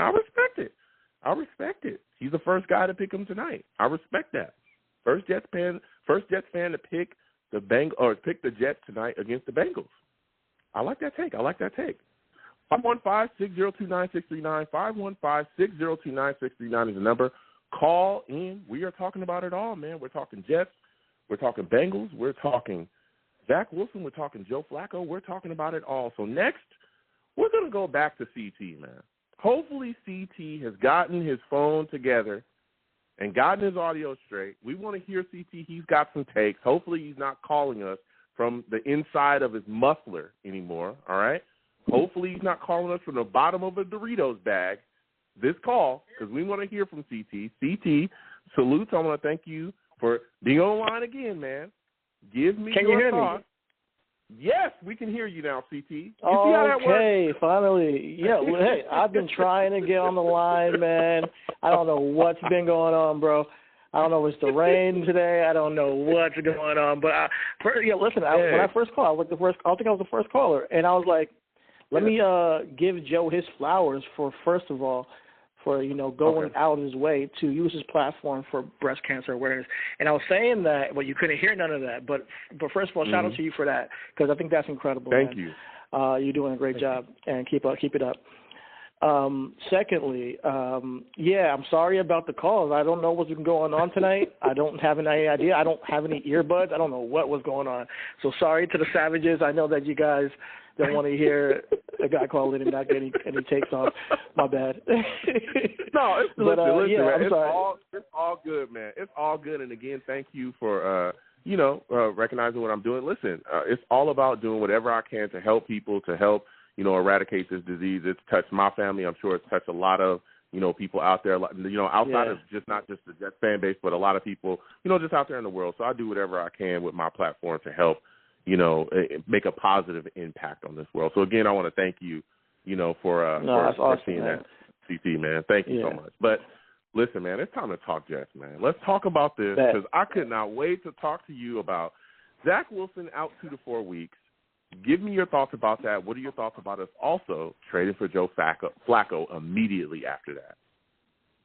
All right. So real quick, I need to talk about that New England game, because I haven't talked to you about that. That was the first game that I thought that this season is over. And I'm not usually a guy, I'm usually very positive, But it was a disaster, It was a disaster, and I didn't expect us to go to the playoffs this season or anything like that. But now at this point, I'm not expecting pretty much any more victories, because our quarterback has now got injured. It's unfortunate. But looking ahead now, because you got to, look ahead. You can't be dwelling on that. I think this is actually could be a blessing in disguise for Zach. He has an opportunity to sit and watch and maybe slow down the process for himself. And, maybe when he comes back, like Sam came back in his rookie year and he kind of showed out at the end of the year. Hopefully we get the same thing with Zach this year, and we see this offense come together, hopefully. So I'm looking at it, hopefully maybe this can be a blessing in disguise, and we can get things back on track at the end of the year, so we can say, all right, we have something with this team. They've yet to prove a consistent basis that they have any type of offense, and we're still waiting for that. So with Joe Flacco coming in, I honestly think that, hey, they needed another quarterback on the roster. They had options to either bring John Johnson up from the practice squad, apparently, and bring in another quarterback for the practice squad, or sign a veteran or trade for a veteran, and they eventually, chose to get Joe Flacco back. I think it's not necessarily a big deal in my mind. I don't think it's a big deal, but people, okay. I get the frustration. I get the frustration with us, the fan base, saying like, listen, you could have done this in the off season. I totally get it. Yeah. I know a lot of people wanted to trade for Nick Foles. That probably would have been more than a 6th rounder. And then people, wanted Nick Mullins, I believe, Mullins, I don't think he's that great even as a backup. So I wasn't too keen on getting him. So when they said they're going to stick with Mike White, I was like, okay, all right, let's see how it pans out, because I really don't know this guy Mike. I have no idea, but they if they like it, I love it. Whatever. So now when it comes down to it, we're gonna have to see how he does. And I don't expect them to really compete, because he's a backup and he's just not as talented. He hasn't got the arm that Zach does. But maybe he's better than I think he is, And the last caller, shout out to that kid, because he gave me a little bit of faith with Mike White. I was like, okay, maybe I shouldn't knock him down a peg. Oh, I shouldn't count him out, But maybe I shouldn't. So, but I appreciate the positive Jets fans. We don't really hear that often, and we'll see. I think that we're going to get stomped, though. Being real. Yeah. Okay. Well, and we're going to get right into it, because, again, like you said as well, with Mike White being the starter, because, again, Joe Flacco, just getting here. So we're going to see what happens with him going forward, when he's going to be able to, get out on the field and possibly be the New York Jets starter. Mm-hmm. But with Mike White out there, my concern is that I've seen LaFleur not be able to properly draft up an offensive game plan that seems to make any sense. We saw it against New England, and that was coming off of a bye. He had a week and still couldn't draw up anything. How concerned are you that, now with Mike White starting and, we're seeing that it looks like Corey Davis is not going to play, that LaFleur will, pretty much wet the bed yet again and not be able to put an offensive game plan together to really get this offense, going early and be able to score? I mean, can we at least put up a point in the first quarter? Can we at least do that? How concerned are you about LaFleur yet again putting together a bad game plan? That's all I really want to see is a score in the first quarter. And if they do that, I don't care if they lose. That honestly, I really do at this point. Just score in the first quarter. I think we can make a deal on that, and we're good. When it comes to Mike LaFleur, though, I do think there is a bit of a hysteria on him right now. I don't think it's as bad as people seem. When your quarterback gets injured in that New England Patriots game, the game plan pretty much goes out the window. Wait a second, CT. Hold on a second. Look, I understand what you're saying. Dude, our offense has been bad the entire year. It's been bad. Okay, now let me get to that. I know that. Even in the game against the Titans, we did not wake up offensively until like the second half. So I think you're completely right. LaFleur, especially when I talk about LaFleur, I think the criticism is well deserved, and he'll even tell you himself. There's so many miscommunications. There's so many things that continue to go wrong. Every week he sits there on his press conferences when he meets with the media after the game or even during the week and says, this is on coaching. This is jacked up. That's jacked up. Yeah. Yes, that was a bad play call. This is on coaching. Even during the bye week, I looked at things and said, I shouldn't have called those plays there. Those are some bad play calls. But, Zach kind of bails me out. He makes sure that the bad play call I make doesn't get worse. So we're seeing that. So I think the criticism of him is fair when we're seeing the output come, and he even says himself that it's from coaching. Oh, hey. Listen, I know that I'm not saying that you can't criticize Mike LaFleur. If anybody should be criticized, it's Mike LaFleur on this team, in my opinion. However, people are saying that we got to fire the guy already. Like, come on. Well. Like, people are saying that, and that's what I'm talking about. It's like the hysteria with Jets fans gets to an egregious level sometimes where they go from 0 to 100, and I get we have expectations. We're New Yorkers. We want, your fans at least. We want the best for our team. We want them to succeed. We want them to compete. A lot of the Jets fans are saying, "Oh, we haven't even competed this whole season." I'm like, no, it's not true. We have competed. There are certain games we could have won. We just didn't win them. It happens. And especially with the way that this team has been built, it's just pretty much has been blown up over the past couple of seasons. If this was a team that maybe kept a Kelechi Osemele, if we didn't have those problems. If this was a team that kept a Le'Veon Bell and he actually performed with us and we then added everything we did in the offseason, I'll be like, all right, maybe, we should be freaking out. But it's just a really young team, it's just a really young team, young squad, young organization altogether. When it comes to Mike LaFleur, I think there is enough blame to go around, especially for him and especially, just getting you acclimated to his team and say, hey, how do we best utilize these players? I do believe we're still waiting to see Elijah Moore pop off the way that we think that he can. We're still waiting to see Denzel Mims produce in the way that we saw him last year, produce on a consistent basis. And these are things that as a fan base, we see as simple things. And I think that on some level, we're right. But to call for a guy's job, as what our people are saying, is like, I think that we got to slow our roll. It's the first year of the entire organization pretty much changing everything. And I believe that the offense that Mike LaFleur is going to implement can be a tough offensive stop. And I think with Zach Wilson, once he does get comfortable and with, short passes and intermediate passes, this thing can then, really, open up things, on offense. But it does take that time and that chemistry to build. And it's just unfortunate, but it's just going to take that time. And this is not the year to say, the Jets are going to, be a competitive squad. It's really a year of our young talent learning how to play and our system and our young coaches even to learn how to coach this squad and get the best out of them.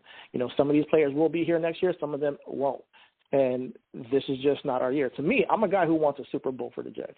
So I'd never get when I see that the year starts with a team that I don't expect in the Super Bowl, I don't get too mad when we lose, certain games.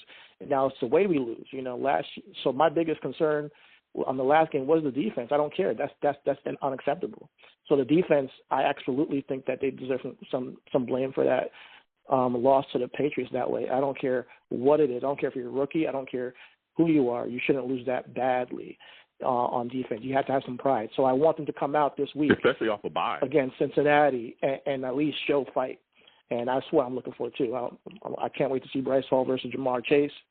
Man, I think it's going to be interesting. But I don't see us winning the game.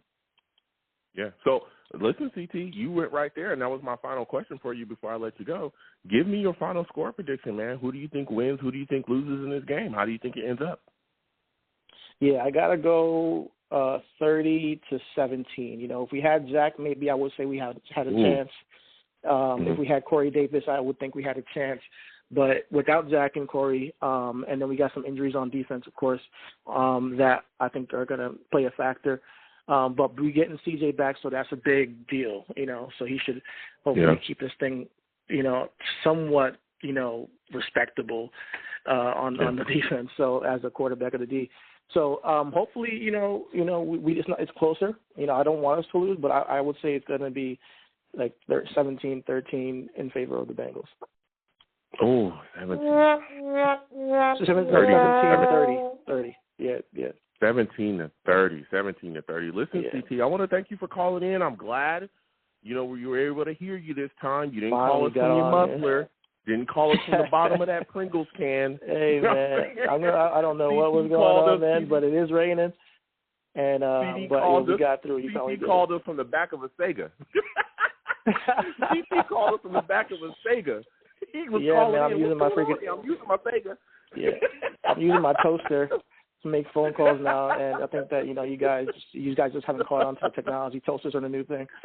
But thank you, salute to you, and just everybody, look out for Bryce Hall this week, and send him all your faith to stop this monster Jamar Chase, because Bryce Hall's he might have this is his biggest test.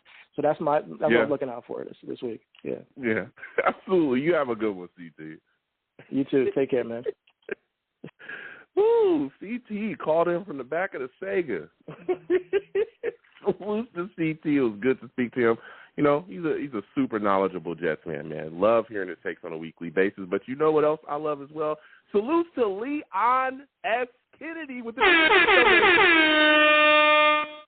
I said Leon Kennedy with the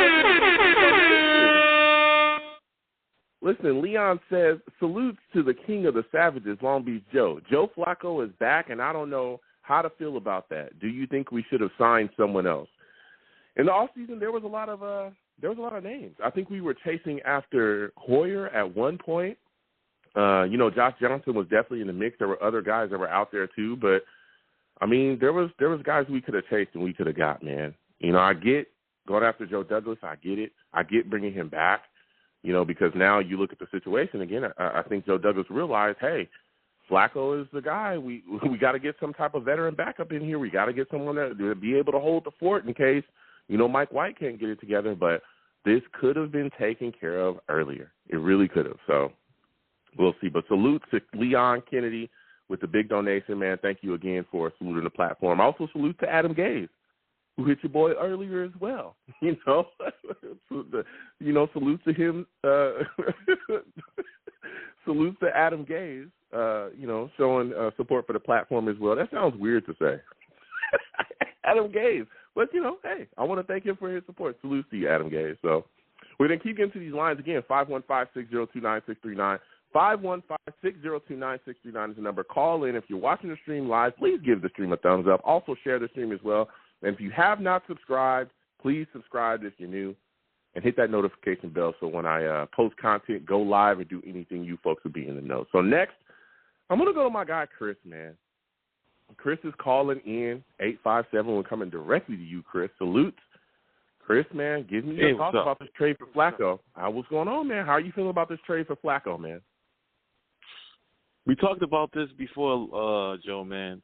We said, you know, we get a veteran quarterback in here. Everybody knew it. You know, Joe Flacco, I'm sure you can do worse, you know, but like I said, it was a definite need to get him in there. So, I mean, I don't know how to feel about it. I'm like, well, okay, you know, I'd rather have Nick Foles, but, you know, I'll take Joe Flacco at this point, you know. Okay. You know, it is what it is. Yeah. Yeah. No, listen, I it's like you have no money. It's like you have no money or something, and you like, you know, going to the store and you have like $2. You know, you got to take what's left there. You know, at the bargain bin. So it is what it is. Yeah. Listen, I get it. I think that Joe Douglas just realized, hey, you know, I've made a mistake. I got to clean this up, and he, you know, did what he could. But again, we talked about it, and you said as well, Chris. We were talking during the off season. This should have been a move made earlier. You know what I'm saying? Should have been a move made earlier. But now that he's here, you know, we're going forward. We're looking at this Bengals game now, and let me tell you something. This Bengals team is serious business, and I'm concerned, particularly with our offense. We haven't scored a point in the first quarter the entire season. I think that's horrific. When you look at this upcoming game, man, what is your expectations of Mike White? Do you think LaFleur will be able to draw something up for him to really get him rolling, get this offense rolling early as well, and get us on the board early?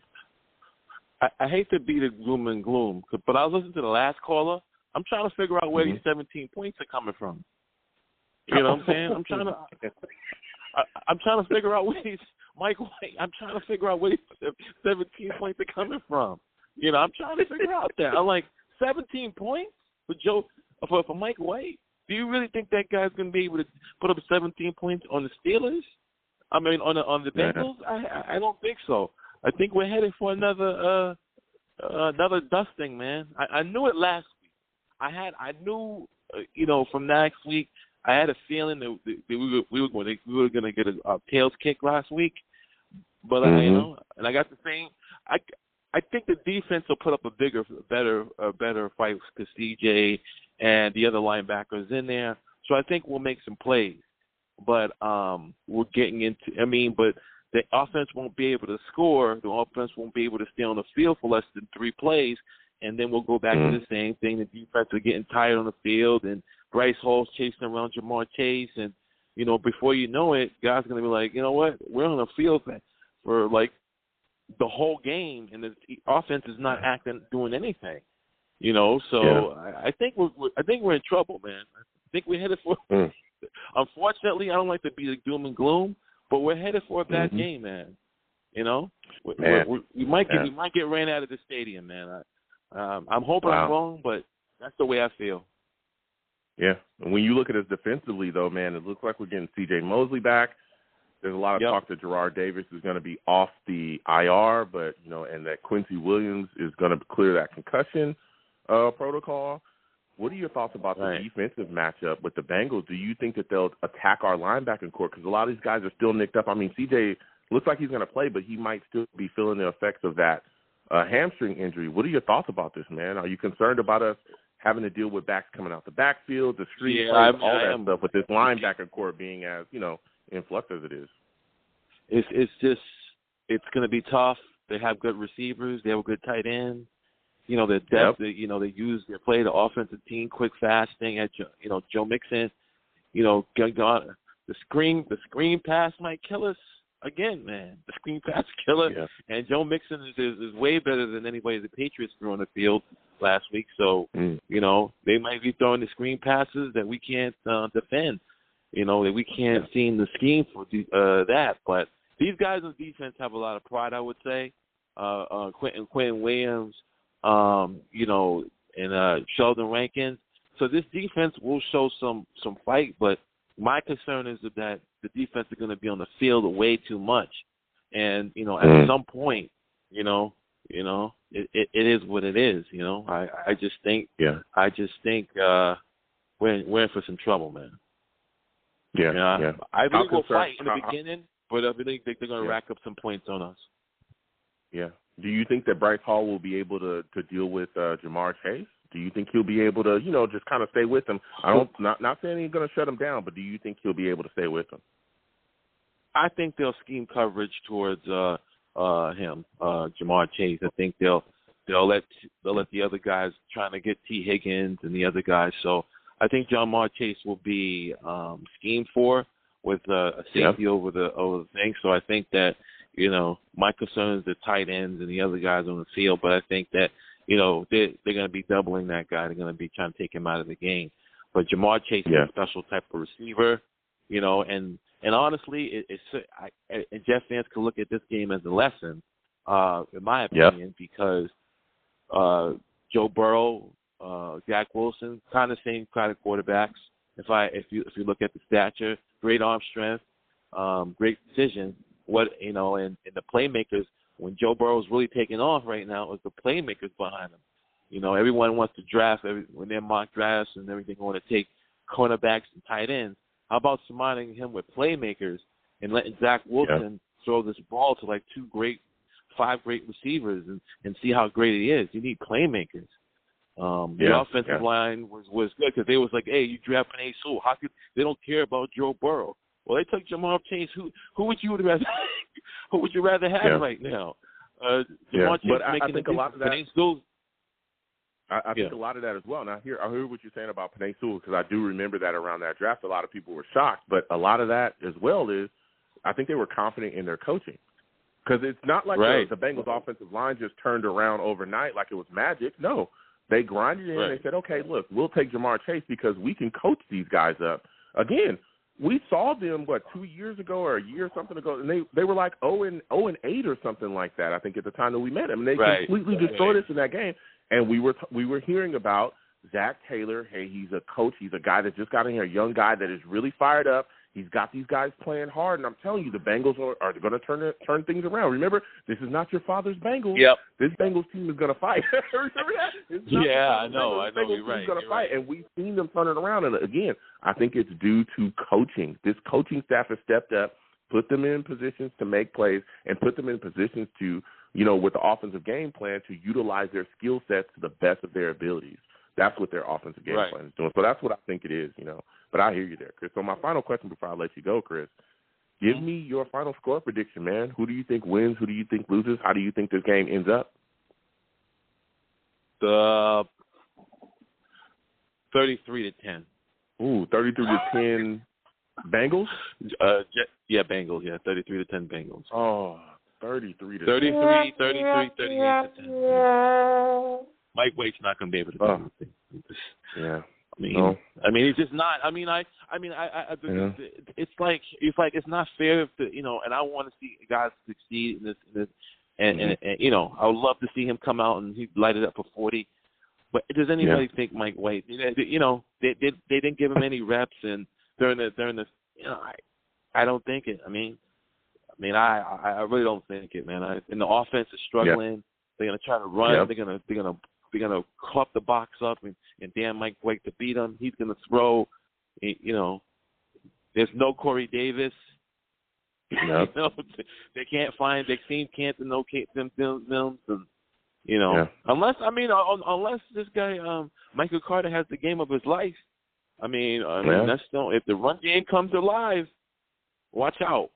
If this offensive line comes, starts going downhill, start blocking people, you have a chance. If the running game they run to 200 yards, you got a game. But other than that, man, they're gonna block it. What would you do? It is what it is. You stack the box. I hear you. That's exactly. But listen, Chris, I gotta get going, man. Again, I want to thank you for calling in, my friend. You have yourself a good one. Great. All right, brother. Thank you. All right. Listen, Chris calling in with the fire, man. We're gonna wrap up the show now, man.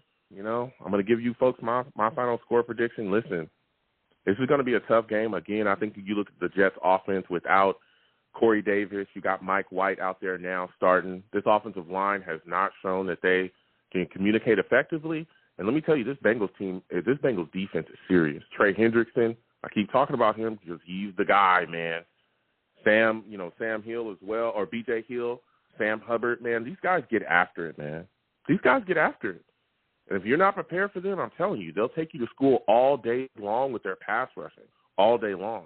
I'm very concerned with LaFleur as well. He has yet to show that he is apt enough to put together a solid offensive game plan. You look at defensively, I think we'll be all right. With CJ coming back, I'm a little worried about that hamstring, but if everything's good to go and he can really be out there, I think he'll definitely provide a boost. We'll see what we get out of Gerard Davis. But I'm telling you, this Bengals offense is serious too. Joe Burrow, we have to get pressure on him. If we don't, it's going to be a long day for us. You give Joe Burrow 30 minutes to throw the football, he's going to put up 40-plus points on you. I'm telling you, we'll get it done to us again. Joe Burrow is really good, really, really good. Jamar Chase is a monster as well. I'm looking forward to the battle between him and Bryce Hall. I can't wait to see that. I'm very concerned about the tight ends and the screens as well. I want to see adjustments on defense. So, with that said, I am taking the Bengals. I'm taking the Bengals to win this football game. The Bengals, I'm taking them 24-17, 24-17 Bengals, man. Oh. Let me give myself another one, man. 24-17 Bengals. So, with that said, I'm going to wrap up the show. I want to thank everybody for calling in. It was a phenomenal show. I had so much fun. Listen, I'm the man of the people. I'm here for the people. I'm the man of the people. I'm here for the people. Let me shamelessly promote my Facebook page. Everyone go on Facebook, search The Long Beach Joe Show. Like that page. My content's up there. Go ahead and give it a listen. Message me. I'll message you right back. I love going back and forth with folks about this football team. Also, leave me some feedback. I love hearing about what you folks think I do here on The Long Beach Joe Show. I am also on Twitter as well at YoungJ000. Again, that is YoungJ000. All right? Go ahead and follow me. I'll follow you right back. You're going to troll me. No issues. I'm the troll is under the bridge, and I will go right back and forth on you. And always remember, I will have my Vera Tucker jersey on at all times under that bridge. All right? All the offensive line issues that we had, that guy's playing well. You want to know why? Because he's from USC. Fight on. Fight on. All right? So go ahead and follow me there. You can also follow the show's page at Long Beach Joe, The Long Beach Joe, right there. Please follow the show's page. Let's go back and forth if you want to troll me on there as well. I'm also on YouTube as well. Long Beach Joe Jets on YouTube. Long Beach Joe Jets on YouTube. That's where we live stream the show. Please subscribe. Hit that notification bell. Like the videos as well. You know what I'm saying? And also, if you want to troll me, no issues. I'll troll you right back and forth in the comments too. Let's go back and forth. All right? But, again, please subscribe. And as always, people, when you see me in person, it is arms out, chest open, free hugs for everyone, okay? The hugs will always remain free no matter what anyone tells you. The hugs will always remain free, all right? I want to thank you folks for watching. I want to thank you folks for listening. Without you folks calling in, without you folks listening to me, I'm absolutely nothing. Thank you for taking the time out of your day to call in and listen to the show. I also want to thank Mrs. Arnedra Jordan for coming on, spreading all of the knowledge she had about breast cancer research, the, breast cancer awareness, and also we're going to continue to fight against breast cancer, all right? Again, that link is available across my link tree, across my social media platforms. Please go down there and hit up that Susie G. Komen link for my fundraiser. I'm just, all that money goes directly to Susie G. Komen, $1, $2, anything you can give to give the fight to breast cancer. That's what it's all about with me, fighting against breast cancer and spreading breast cancer awareness. So you folks have a good one, all right?